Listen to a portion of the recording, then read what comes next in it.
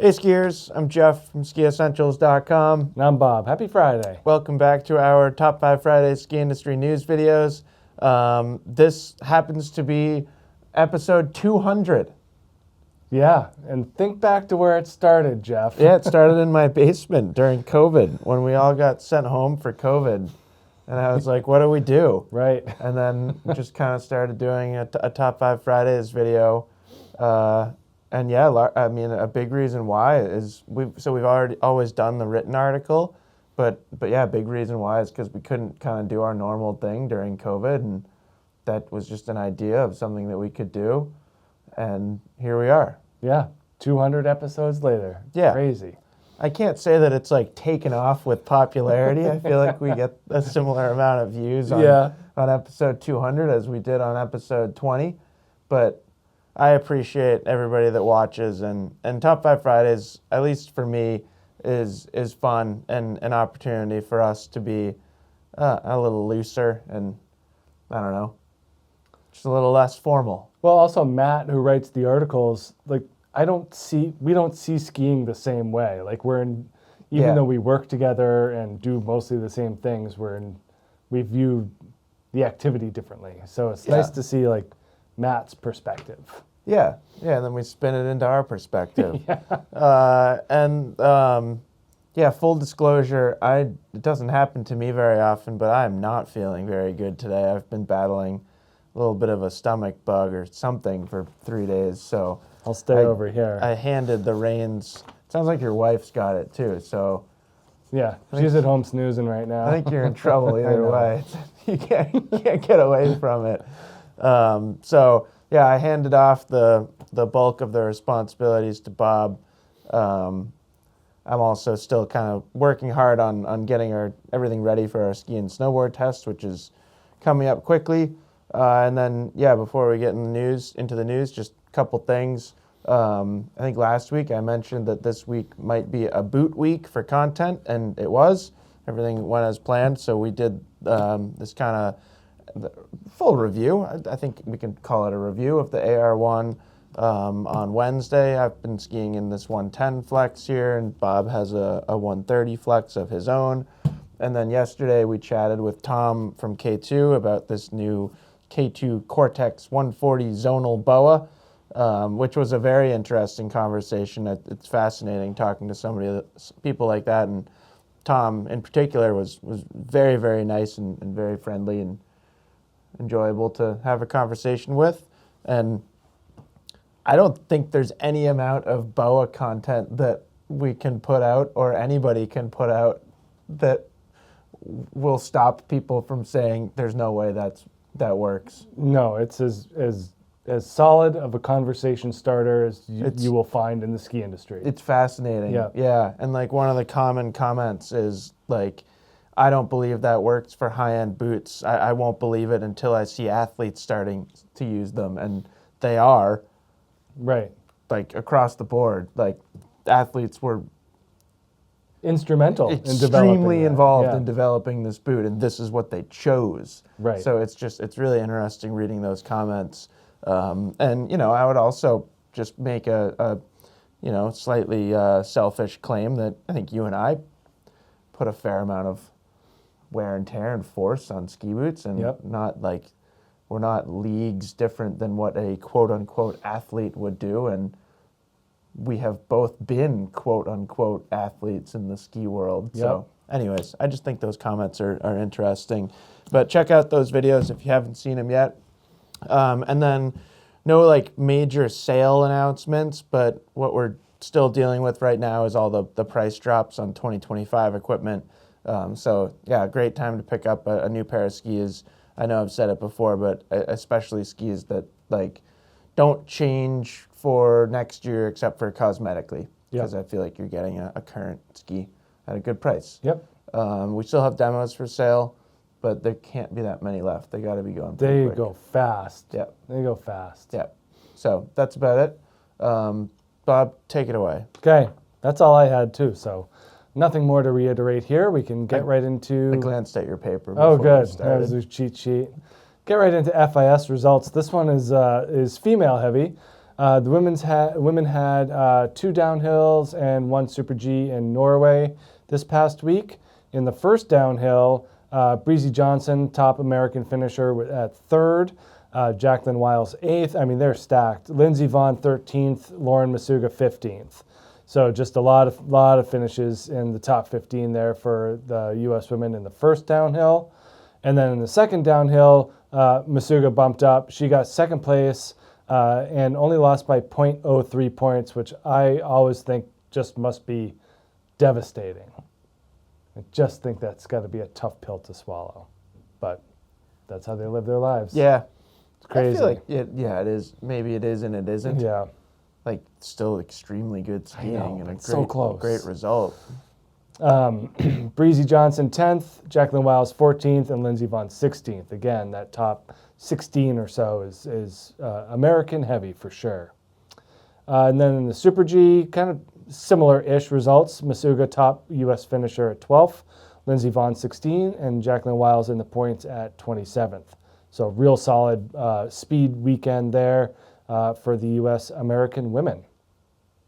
Overall, in the World Cup standings, as we kind of near the end of the season, Lauren Masuga is in 4th overall for downhill and 5th for Super G. I guess there's a pretty big gap between 4th and 3rd in downhill, so kind of a tough hill to climb for her to get on the overall podium.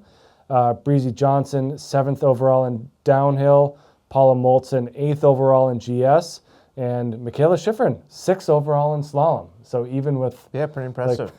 Like, missing over half the season, she's still almost top 5.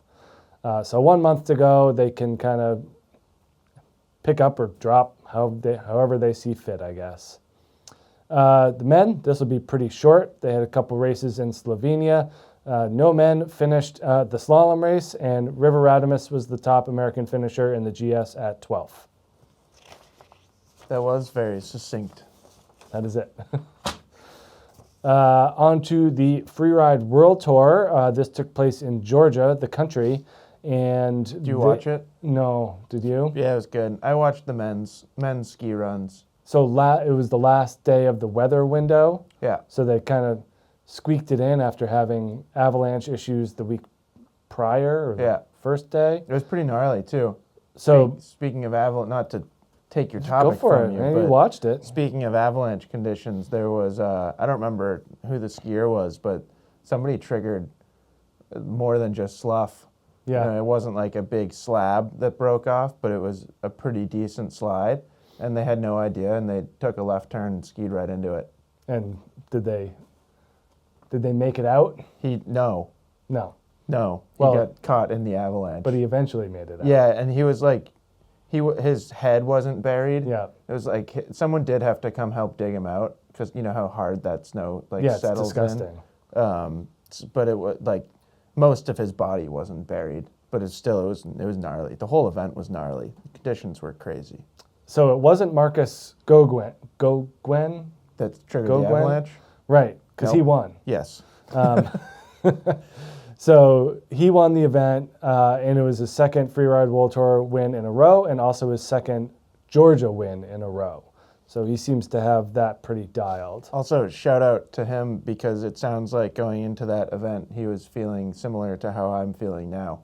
They said he was struggling from sickness, and like the day before, somebody asked him if he was going to compete, and he was like, I don't know. Well, so sometimes it makes you focus. It kind of seemed like it. Yeah. For the women, Zuzana Wittich, Witych, I don't know how to pronounce that, won the ladies' side. There is one more kind of regular season, I guess, event in Austria before the Verbier final. So qualifications for that rely on that. So a lot of points. Seems like people were trying to solidify positioning moving into the final 2 weeks. Yeah, jockeying for position. Yeah. Can we give a shout out to Ross Tester? Do you know what he did? No. It's been like all over social media, so I thought maybe you would have caught it. He was either the last or like second to last person to drop, and like right off the top of the venue, he like went a little bit too far to the left off of his first hit, which is like literally right at the top, and like left ski landed like in a, it's hard to tell whether it was like just straight onto a rock or even like into a little hole with a rock into it in it, but not great. And that ski came off and just started careening down the mountain, like straight lining down the fall line with speed. Yeah. And Ross Tester, being an absolute animal, chased it down on one ski, making like super G turns down a steep face on one ski in deep, dense snow, caught up to it, turned into it, hit it, and the ski like tomahawked a couple times and then kept going. And it was just, I mean, I watched the whole event and there were some amazing skiers, and like Marcus's winning run was jaw-dropping. Yeah. Ross Tester skiing after his ski on one ski is the most impressive thing I saw in the whole thing. And there's a point of view of it too where you can hear his commentary. Yeah. And there's some profanity in there, so I won't repeat it, but it's absolutely hilarious. Do they have like honorable mention awards at these events? I don't know, but it was crazy. Yeah. And like the point of view is so funny. He's just like, hey, get back here. So yeah, shout out to Ross Tester. That's all I have for Freeride Roll Tour. Perfect. Topic number 3 here, and I found this out the other day through an email, that the Epic and Ikon passes are already on sale. I got my notification that my auto renew is good to go, and they'll be charging my card. When do they charge your card? Like soon? April something, I think. Really? Yeah. I mean, you only get charged the down payment. What's the So it's down $50 payment? per pass. That's your down payment? That's like your reservation. Locking in Yeah. your early price. Yep. And then that gets deducted off of the total pass price. And then the balance is due what, like? September, August, September, I think. Fascinating. Yeah. I'm asking these questions because I've never owned an Epic Pass. I get my pass through coaching, and it's this weird Stowe-only pass.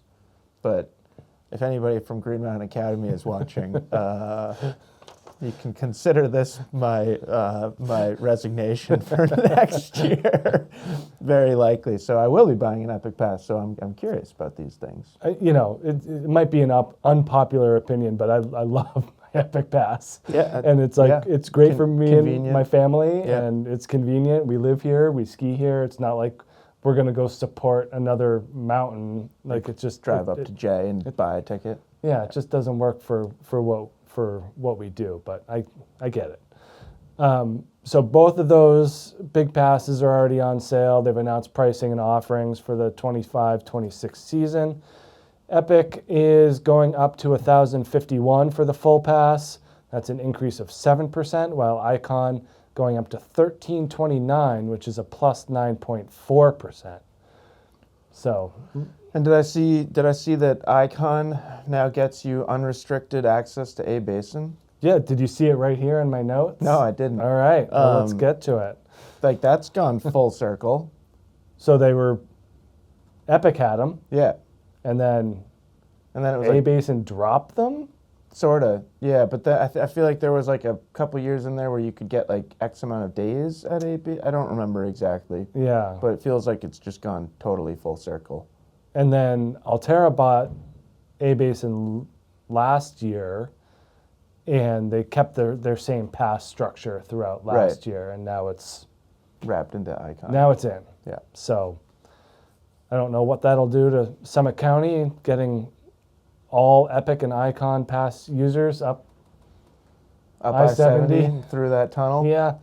I mean, A Basin, you don't have to go through the tunnel. I guess none of it. You technically have to go through the tunnel. Right. You can go up over Loveland Pass. Just generally makes a little more sense if you're going to A Basin. Yeah. It's kind of fun going that way too. Couple more additions couple more additions and subtractions for Ikon specifically. No more Wyndham on Ikon, but they're adding Buck Hill, Minnesota, Cranmore, New Hampshire, Jiminy Peak, Mass, Wild Mountain, Minnesota, and this place in Austria that's spelled Ischgl. Ischgl? Yeah, I think so. Actually. All right. Yeah. So Now you know how it feels to be me. saying all these things that you can't pronounce. Yeah, I mean, it's a tough one. Yeah. So buy your Epic and Ikon pass today. Or not. Or not. We're not affiliated with either of them, and nor do we care what pass you buy. But the links are in the article. Perfect. If you wish to do so. Number 4, Shaun White Snow League debuts this weekend in Aspen, Colorado. This Shaun White Snow League is kind of a complement to the XGL, the X Games League that we've talked about on this show, where it's kind of bringing these professional skiing and snowboarding events into more events, not just the X Games, not just like the Dew Tour, but a professional league similar to other major sports. That's kind of the idea. Specifically for Shaun White's Snow League, they are looking to have 4 stops per season. So as this is the first season, it seems like it's a little janky in that they are having stop 1 in Aspen this weekend, and then the next 3 stops are going to be next year. So it's going to go Aspen this year, and then next year we're going to Secret Garden, China, back to Aspen, and then stop 4 is in Lax in Switzerland in March of 2026. So I think that this is going to be kind of a see what happens type of season as opposed to a finished product. Yeah. I've had that impression from the announcement, really. Yeah. And from what I understand, Aspen will just be the half pipe, snowboard half pipe. Got it. And we really need we need to get Emily out there as a correspondent in the field. That'd be great. She's got her microphone and some fancy hat, I picture, or something like that. Yeah, so. exactly. Yeah. Yeah. But standing there interviewing Shaun White about his new league. Emily, you have next weekend's assignment. Yeah. Now for edits, we have number 1 here, On the Hunt, part 1. This is an Armada Skis film featuring Todd Laguerre. Lots of big mountain stuff, the hunt for big mountain stuff. Pretty cool. Number 2, Grown by Sammy Carlson. This GoPro sponsored movie, and similar to the first one, featuring some pretty rowdy lines. This is like a bonus segment, right? Yeah, that's what it'll look like. And just the point of view stuff on Sammy's big mountain things are pretty wild. Yeah. Cat. Yeah, like jumping over the spines and stuff. He's got some Candide in him. Yeah. I've always thought that about Sammy Carlson. Number 3, you'll be interested in this, Jeff. Open. It's a Solomon Depart team new video. Yeah, I was excited to see that. I haven't watched it yet, but looks sweet. Yeah, it's always interesting watching these guys on like a 106 millimeter underfoot. Yeah. Directional looking ski doing all sorts of urban stuff. Yeah, it inspires me. I might bring the pair in my basement. Bob and I are going to go ski Killington on Sunday with some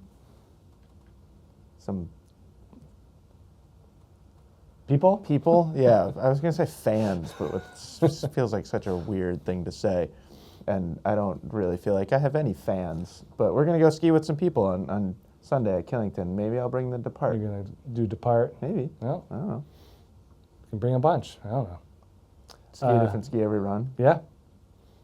Number 4, close to home. This is, oh boy, my handwriting. Benjamin Forthin, I want to say. I apologize, Benjamin. And this is a pretty fun video.